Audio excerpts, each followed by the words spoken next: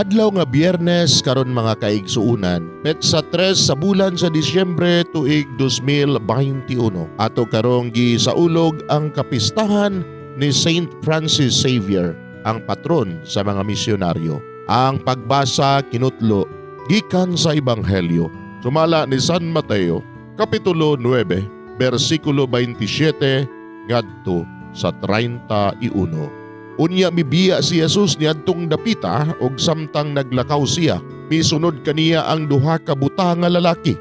Naninggit sila, "Anak ni David, kaluy iintawon kami." Sa nakasulod na si Jesus sa balay, miduol kaniya ang duha ka buta og nagutana siya kanila, "Nagtuo ba kamo nga makaayo ako kaninyo?"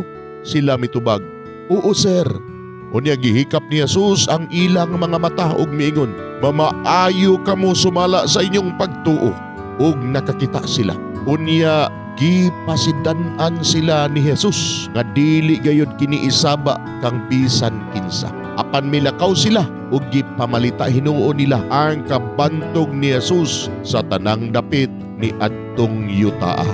Mga igsuon, ang Ebanghelyo sa Ginoo. Daygon ikaw o Kristo.